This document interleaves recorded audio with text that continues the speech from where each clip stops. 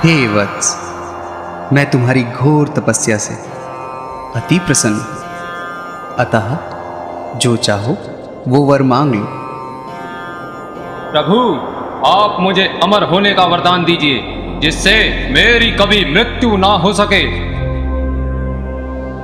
वत्स, इस सृष्टि का नियम है, जो उत्पन्न होता है उसका अंत होना निश्चित है, अतः आप कोई और वर मांग लो।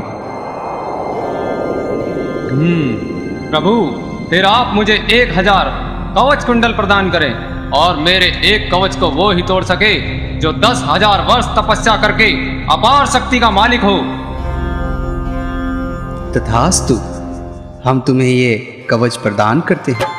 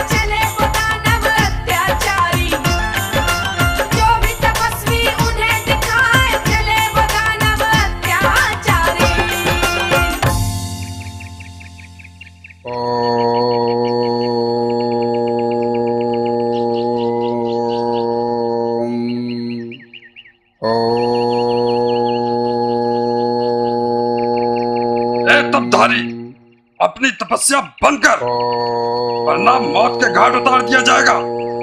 अरे, यह तो सुनता ही नहीं, लगता है इसका अंत आ ही गया है। अरे, देखता क्या है, मार मिटा इसे।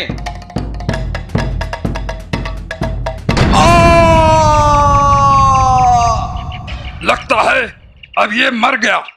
चलो, और कौन तपस्वी है उसे भी मार गिराओ।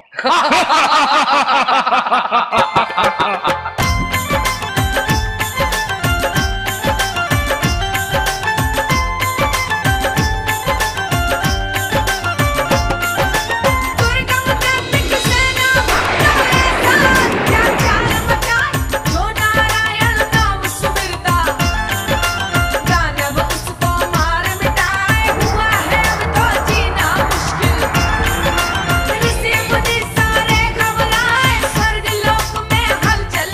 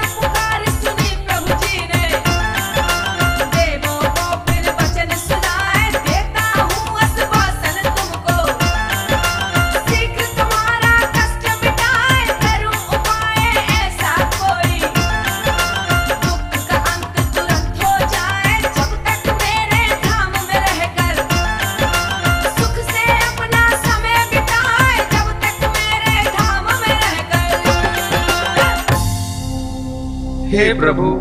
सहस्त्र कवच भारी संकट बनकर हमारे सिर पर मंडरा रहा है। शीघ्र ही कोई उपाय कीजिए प्रभु, आप हमारी रक्षा कीजिए, रक्षा कीजिए प्रभु, रक्षा कीजिए। जब सतयुग में ऋषि मुनि और देवताओं का ये हाल है तो कलयुग में क्या होगा। अब मुझे ऐसा उपाय करना होगा कि आने वाले युगों युगों तक प्राणियों का उद्धार हो। सहस्त्र कवच से भी आप लोगों को शीघ्र ही छुटकारा मिल जाएगा। मैं आपको वचन देता हूँ कि आपकी रक्षा हेतु मैं हर संभव प्रयास करूँगा। तब तक आप हमारे बैकुंठ धाम में ही रहें, यहाँ आपको कोई कष्ट नहीं होगा।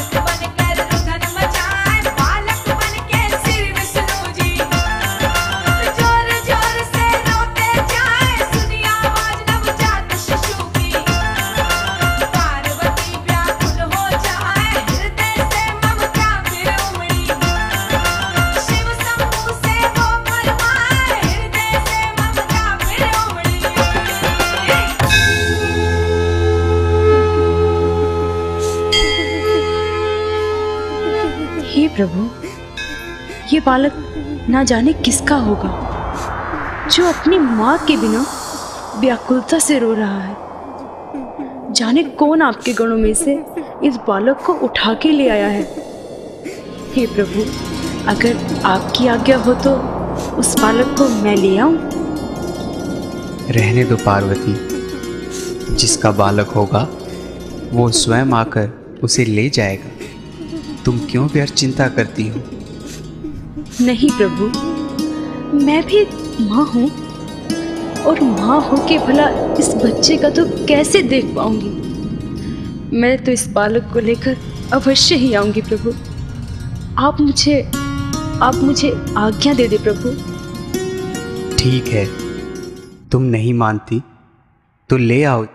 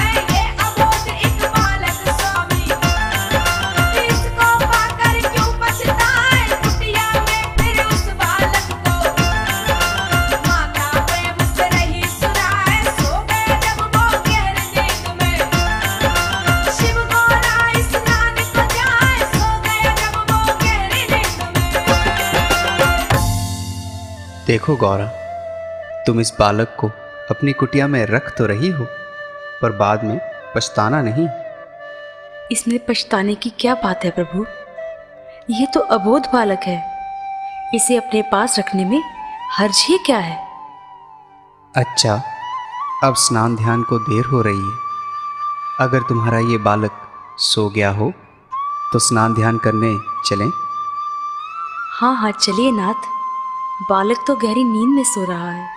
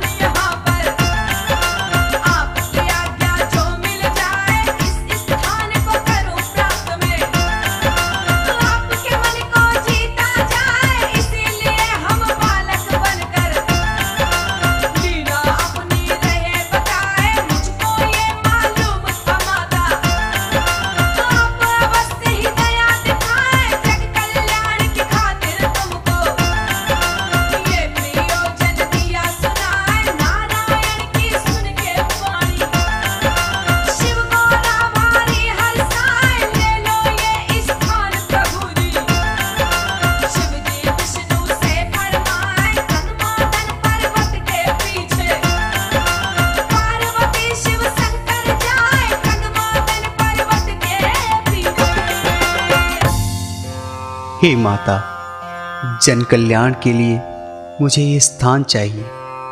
अगर आप दोनों मुझे ये स्थान दे दें तो जन कल्याण का मेरा प्रयोजन सफल हो जाएगा। हे प्रभु, आप तो मेरे आराध्य देव हैं।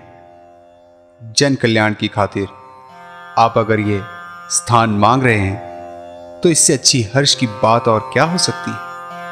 हम दोनों कंदमादन पर्वत के पीछे अपना वास करेंगे। आपका वो स्थान केदारखंड के नाम से प्रसिद्ध होगा। केदारनाथ के नाम से सदा सदा पूजा जाएगा।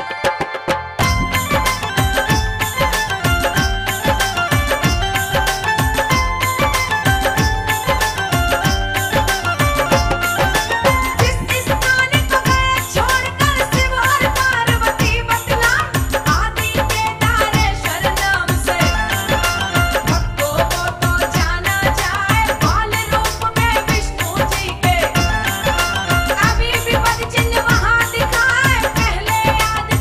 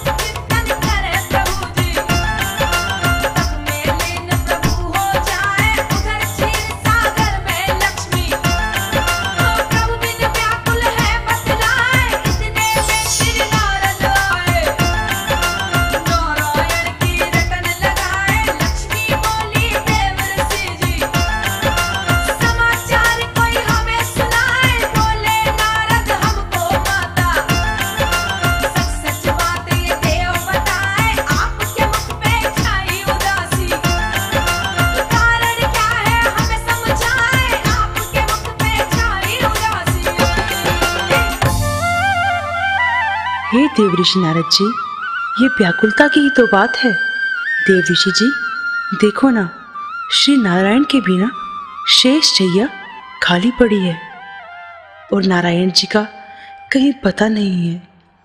हे देव ऋषि, आप तो नारायण के प्रिय भक्त हैं। आप तो जानते ही होंगे कि श्री नारायण इस समय कहाँ हैं। कृपया मुझे बताने का कष्ट करें। नारायण नारायण। माता श्री, नारायण इस समय हिमालय के केदार खंड में भू वैकुंठ धाम में जन कल्याण के लिए आत्मचिंतन में लीन है। अब तो श्री नारायण के दर्शन आपको सिर्फ भू वैकुंठ धाम में ही हो सकते हैं। माते, मैं चला। नारायण नारायण नारायण।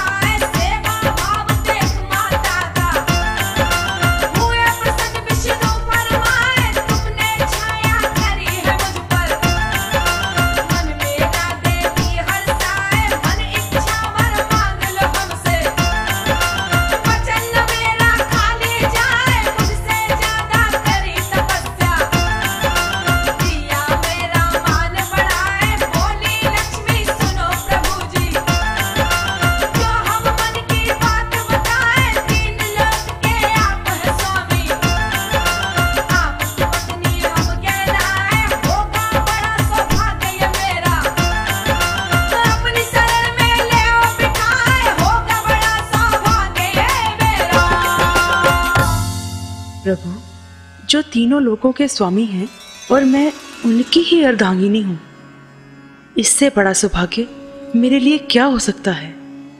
इसलिए प्रभु, मुझे सदैव अपनी शरण में रखना, कभी मुझे विमुख ना होने देना, ताकि इसी प्रकार मैं आपकी सेवा सदा करती रहूं। मुझे इससे ज्यादा कुछ नहीं चाहिए प्रभु।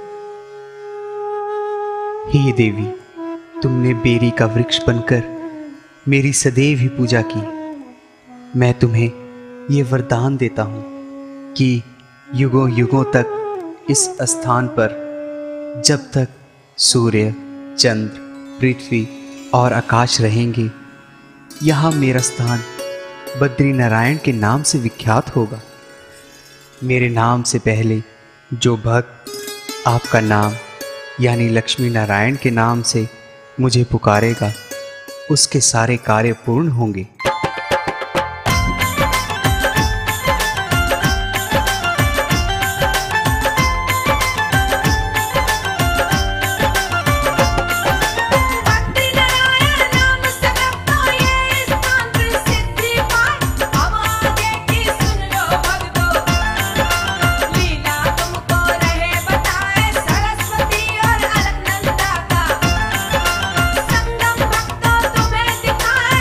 दूरी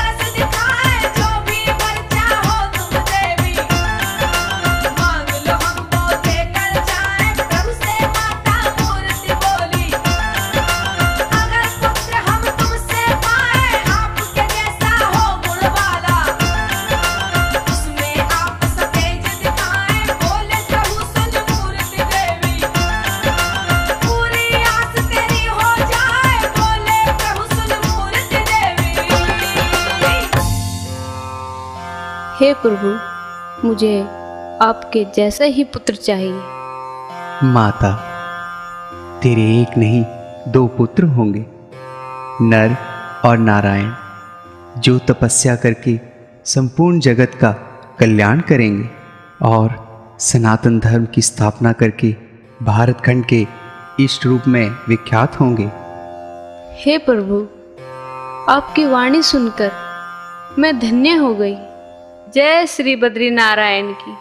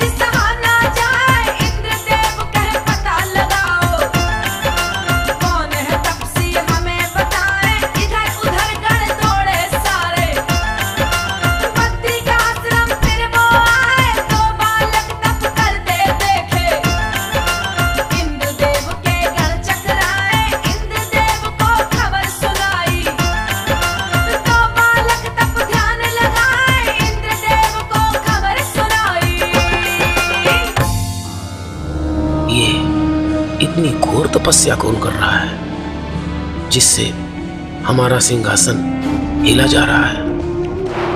महाराज, बद्रिका आश्रम में अलकनंदा नदी के इधर उधर 2 पर्वतों पर अलग अलग 2 बालक बैठकर घोर तपस्या कर रहे हैं।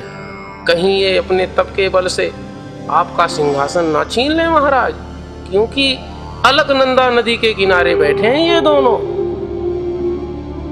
वरुण, पवन, जाओ बारिश और आंधी तूफान से उन बालकों का तप भंग कर दो। जिस तरह हो सके उनका तप भंग होना ही चाहिए।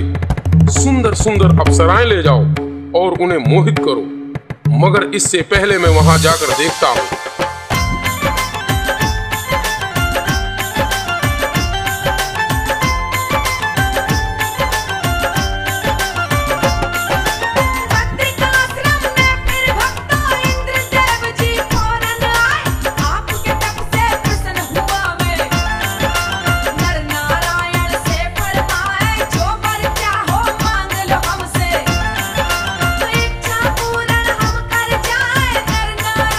कुछ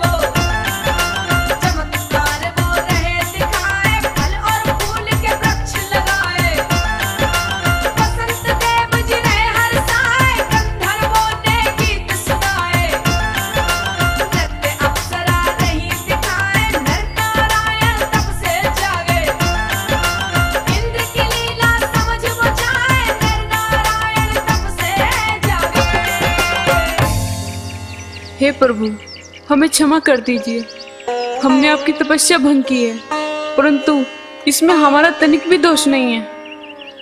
हमें क्षमा कर दीजिए प्रभु, हमें क्षमा कर दीजिए। महाराज, आपके तपोबल का तेज हमसे सहा नहीं जाता। आप लोग डरे नहीं, आनंद से भरे इस आश्रम में पधारें।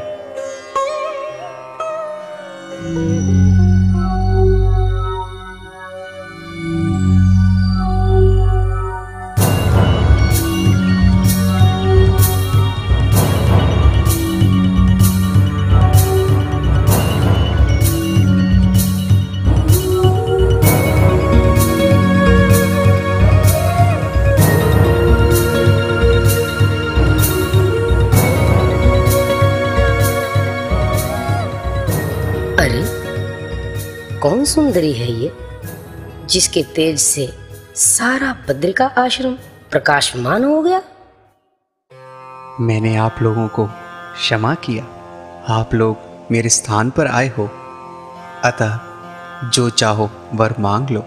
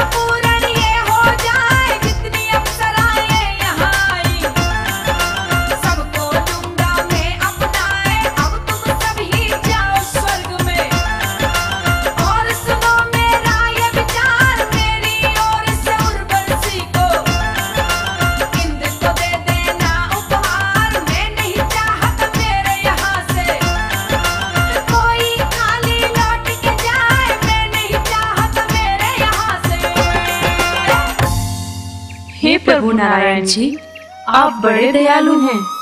आपने हमें द्वापर युग में कृष्ण रूप में अपनाने का वचन देकर हम 16,000 अप्सराओं को धन्य कर दिया।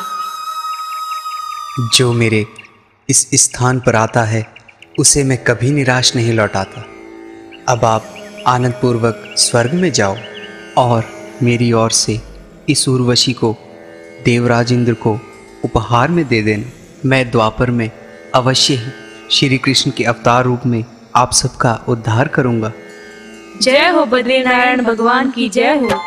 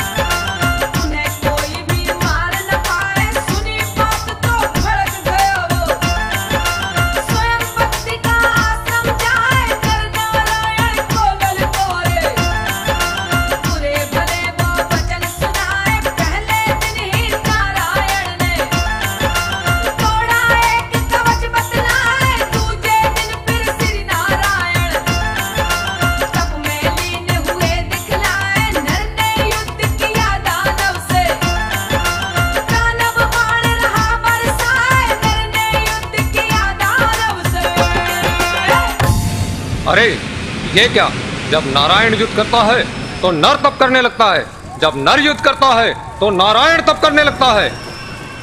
हे दैत्यराज, इस संपूर्ण पृथ्वी पर एक ही तपस्थली है जहां एक दिन तप करने से 10,000 वर्ष का फल प्राप्त होता है। सूर्य देव के वरदान के अनुसार एक कवच आपका वही तोड़ सकता है जो 10,000 वर्ष तक तपस्या करे। महाराज, धीरे धीरे नर नारायण ने आपके सारे कवच तोड़ डाले। अब तक आपके 999 कवच टूट चुके हैं महाराज। क्या मेरा बस एक ही कवच बचा है? मेरा यहाँ से अब भाग जाना ही उचित है।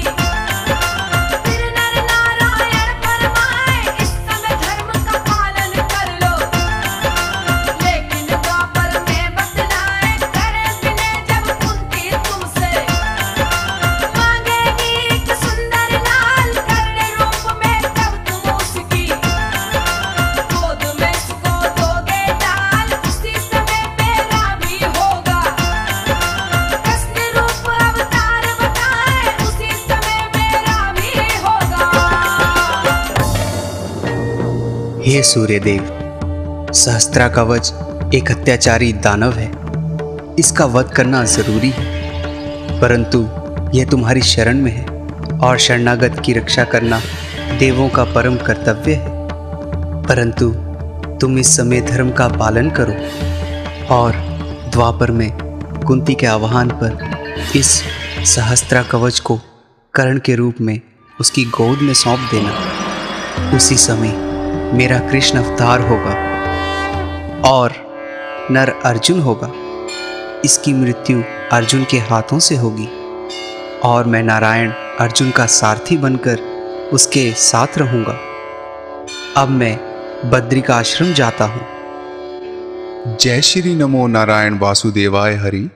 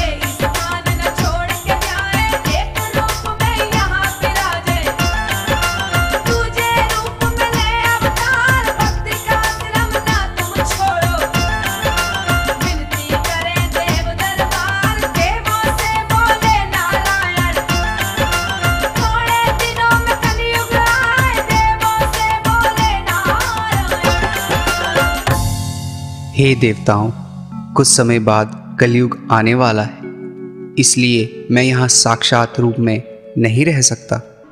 समय के अनुसार मेरे 18 अवतार हो चुके हैं। आप लोग नारद शिला के नीचे नारद कुंड से मेरी मूर्ति निकालकर मेरी स्थापना करें।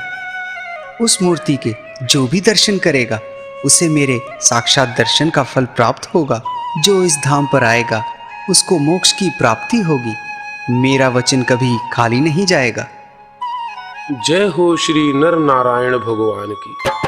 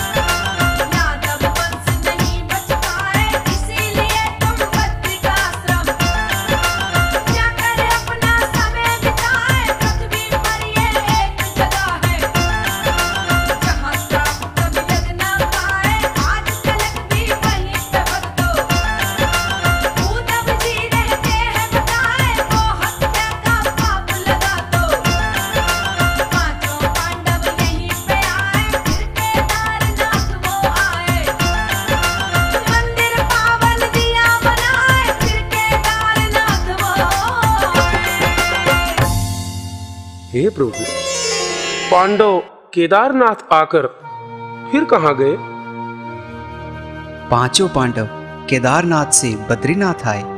यहाँ मेरे मूर्ति स्वरूप के दर्शन करके यहीं से स्वर्गलोक की ओर चले गए। अच्छा प्रभु, बद्री धाम का नाम बद्री विशाल कैसे पड़ा? यह एक सूर्यवंशी राजा विशाल की कथा है। हे प्रभु, हम ये कथा सुनाइए।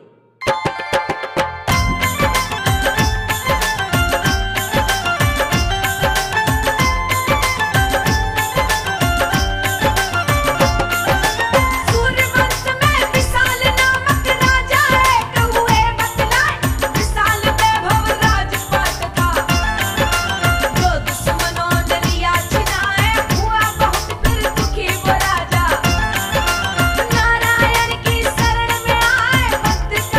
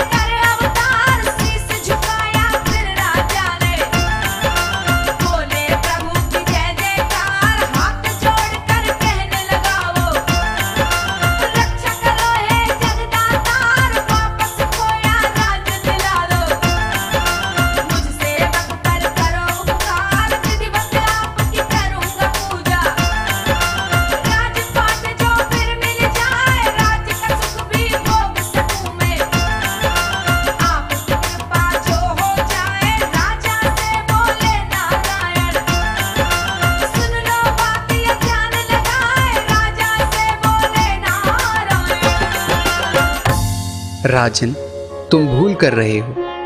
यहाँ आकर लौटना नहीं होता, इसलिए राज्य की इच्छा छोड़ो और यहीं तपस्या करो। नहीं भगवान, नहीं, मेरी इच्छा अभी राज्य करने की है, इसलिए आप मुझे ऐसा ही वरदान दीजिए। हे राजन, राज्य तो तुमको मिलना ही है, पर यहाँ आकर तुमने बड़े श्रद्धा भाव से हमारी आराधना की है, इसलिए हमारा यह स्थान आपके नाम से ही विख्यात होगा। हमारे नाम के साथ भक्तजन आपका नाम भी लेंगे। आज से स्थान का नाम बद्री विशाल होगा। जो भक्त हमारे नाम के साथ तुम्हारा नाम लेंगे, उनको मनवांछित फल प्राप्त होगा।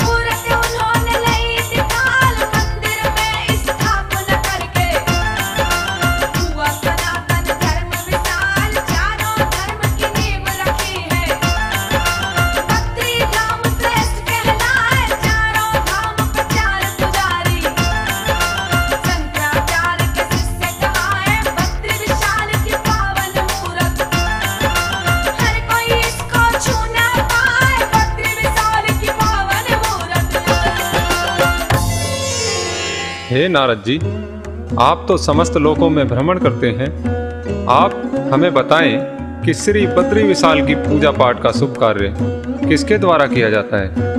हे ऋषिवर, जगत गुरु शंकराचार्य जी ने सनातन धर्म की स्थापना के लिए चारों दिशाओं में चारों धामों की स्थापना, धर्म, अर्थ, काम, मोक्ष के लिए श्री जगन्नाथपुरी, द्वारिकापुरी, रामेश्वरम धाम और बद्रीनाथ धाम, इन स्थानों की पूजा के लिए अपने 4 शिष्यों को स्थान दिया। श्री बद्री धाम में केरल के नमोद्री परिवार से ही भगवान बद्री विशाल के पुजारी आते हैं, जो ब्रह्मचारी होते हैं। इन्हें रावल जी कहते हैं। 6 महीने मानव पूजा रावल जी करते हैं, 6 महीने देवतागण पूजा करते हैं।